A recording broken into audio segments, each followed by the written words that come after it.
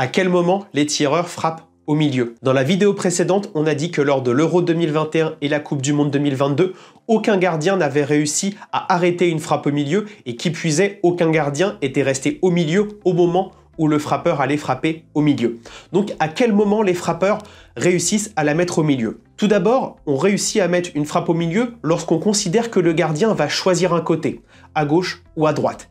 Et à quel moment le gardien le plus susceptible de choisir un côté? C'est lorsque le gardien adverse vient de faire un arrêt. Lorsque son propre gardien, lorsqu'on est frappeur, a réalisé l'arrêt. Donc le gardien adverse se sent obligé de répondre du berger à la bergère pour rester au même score au niveau de la séance de tir au but.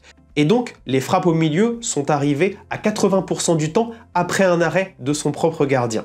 Ensuite, les autres frappes au milieu, ça a été au début de la séance, le Croate Vlasic qui a changé sa frappe. Au lieu de frapper croisé, il a frappé au milieu, tout simplement parce que face au Japon, il avait déjà frappé et donc il ne voulait pas se faire lire sa frappe. Ou encore Kolo Muani qui avait choisi de frapper au milieu, peut-être un petit peu énervé par les provocations de Martinez.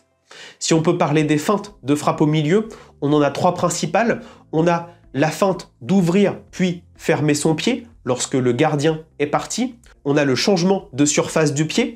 On fait feinte de frapper à l'intérieur du pied et on frappe fort au milieu coup de pied. C'était le cas de Kolo Muani et du Marocain Ziyech. Ou enfin, bien évidemment, la fameuse panenka. Hakimi a fait une panenka à la fin de la séance pour clore la séance de tir au but face à l'Espagne. Voilà un petit peu pour les frappes au milieu. J'espère que nous, les gardiens, on va réussir à mieux les lire parce que globalement, on a presque 100% de chance d'arrêter une frappe au milieu lorsque l'on reste au milieu du but. Voilà, dites-moi ce que vous en pensez en commentaire sur ces statistiques et si vous avez d'autres signes de la frappe au milieu. Si tu veux suivre toutes mes vidéos, pense à t'abonner.